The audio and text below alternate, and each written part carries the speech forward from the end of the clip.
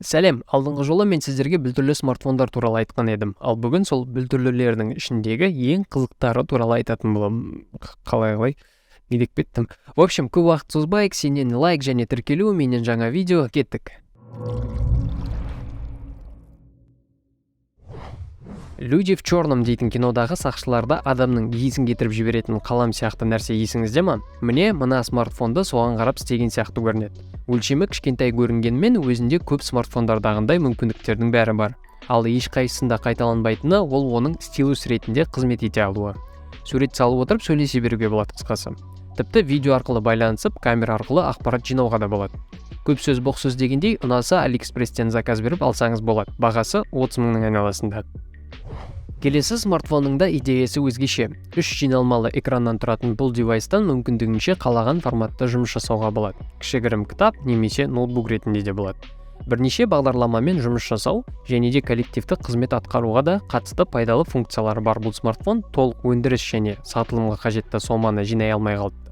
Түбі жобаның жабылуымен аяқталған, минимум дегенде жақсы ваза шығатындай көрінеді.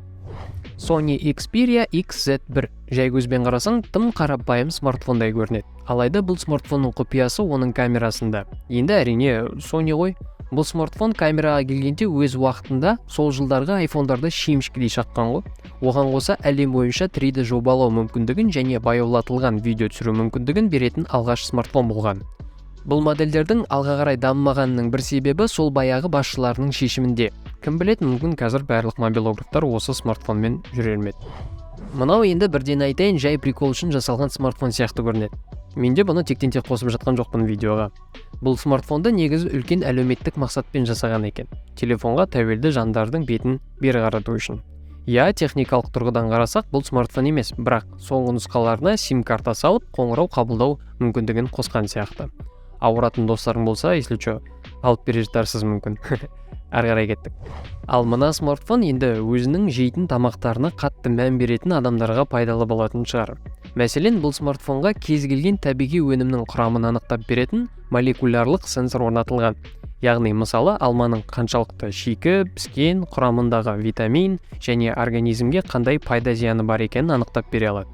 Шын мәнінде енді білмеймін оны қалай жасағандарын, бірақ қазіргі таңдағы жағдайға қарағанда болашақта бәрімізге керек болып қалатын дүние сияқты. Алдыңғы видеода Palm дейтін кішкентай смартфонды көрсетіп едім ғой. Көрмесеңіз сілтеме бойынша қарасаңыз болады. Сол кішкентай смартфонның досы мынау.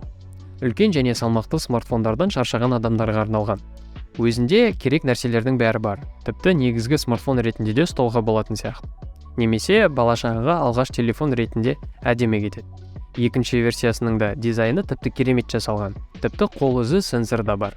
Бағасы енді Алиэкспрессте 100 мыңға жақындап қалады. Бірақ өз бағасына тұрарлық дүние. Мына смартфонда сізді өзінің түр келбетімен таңғалдырмайтын шығар, бірақ мүмкіндіктеріне точно көз салуға болады. Өндірушілер бұл смартфонның артқы қақпағымен мақтанады, өйткені оны кез келген жерге жапсырып қоюға болады екен. Ал оған қоса бұл смартфонда сіз тек көзіңізбен ғана қолдана аласыз. Арнайы ультрасенсор арқылы бұл смартфон сіздің көзіңізді үнемі бақылап, өзін басқару мүмкіндігін береді екен. Өкінішке орай бұл идея қоғамда өз орнын таба алмаған сияқты. Келесі смартфон енді нағыз еркек. Дизайн туралы сәл кейінірек, бұл смартфонның басты қызығы ол жылу көргіштік датчик. Түнде кім қайда және үйіңізде не қызып қайнап жатқанын көруге болады. Температурада өлшеуге болады. Оған қоса бұл смартфон шамалыға сынбайды, суға салсаң бұзылмайды екен. Дизайнына келгенде енді бір әскери немесе белгілі бір салада жұмыс жасайтын еркектерге арналған смартфон сияқты көрінеді. Анандай қара жұмысты жақсы көретін, май болып кама жүндеп жататын жігіттер бар ғой, соларға алып беретін смартфон сияқты. Nubia Alpha.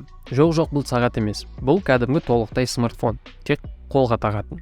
Дизайны енді топчик, жұмсақ дисплей, селфи камерасымен қоса қашықтық өлшейтін сенсоры бар. Яғни қолың лас болып жатса, саусағыңды смартфонға тигізбей пайдалана беруге болады. Жалпы 2 түсте жасалған, ұнаса сол баяғы Алиэкспресстен шамамен 110 мың теңгенің айналасында таба аласың. Айтпақшы не ғой, лайк бастың ба? Лайк басып кет, қазақша контентті бірге өтелейік. Мен бұл тақырыпта тағы 2 видеом бар, көрмесеңіз сілтеме міне. Ал менде осымен болды, келесі видеоларда көріскенше.